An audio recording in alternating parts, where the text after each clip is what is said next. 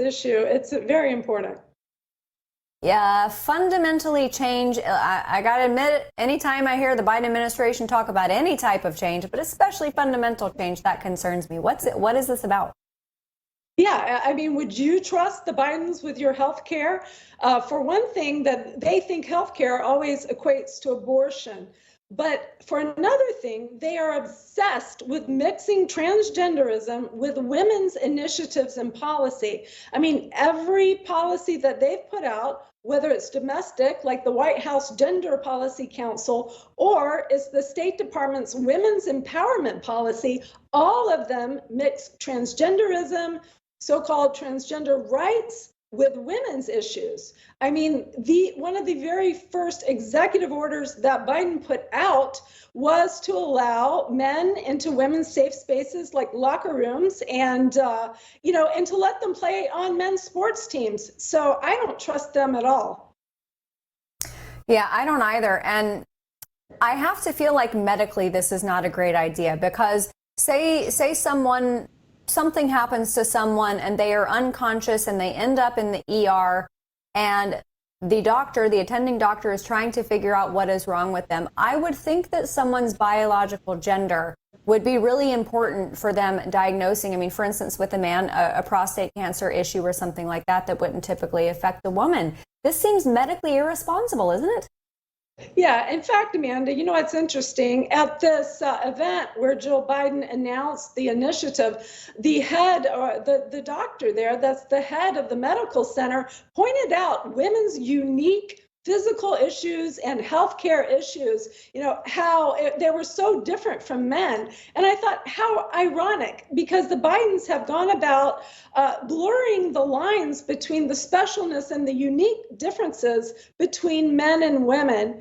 And, Amanda, something that's crazy about this is that, Democrats have actually been doing this for a long time. They were the ones, for example, that oppressed women's votes to write. The Republicans introduced women's rights, the 19th Amendment is what I'm trying to say. And Democrats knocked it down in the late 1800s 4 times. Yeah, unbelievable. I mean, I always think to myself with respect to the trans issue, if genitals don't define gender, how does changing your genitals change your gender?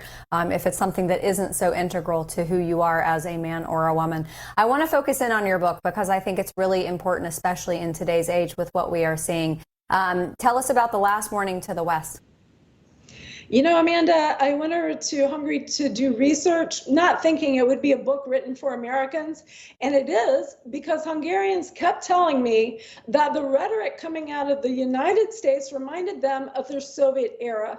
And when I walked this back and studied the Bolshevik Revolution and the Marxism coming out of there, we are dealing with the very same things: the diminishment of parental rights by our government, promoting legalized abortion as health care. This comes out of Marxism. I put the 11 points of communist psychological warfare in the book that were published by our Department of Defense in 1959. If you read these points, you will see that every point applies to America today. Example is using a crisis to gain control, which is what the Biden administration certainly did during COVID. Oh, yeah. Never let a good crisis go to waste. I think that was Rahm Emanuel, former mayor of Chicago. Tell everybody very quickly where they can find your book. Thank you. We're selling it on Amazon, and please sign up for our newsletter at counterpointinstitute.org, and you can find out more about our work and on these issues. You are doing some really important work, and I encourage everyone to go out and buy that book. Shay, it has been a pleasure listening to you speak some common sense tonight in a time when we can no longer take so many of these things, these freedoms, for granted the way that we used to. So thank you so much for your time tonight. Thank you so much, Amanda. And we'll have you back on again very soon. All right, we are going to take another brief commercial break, but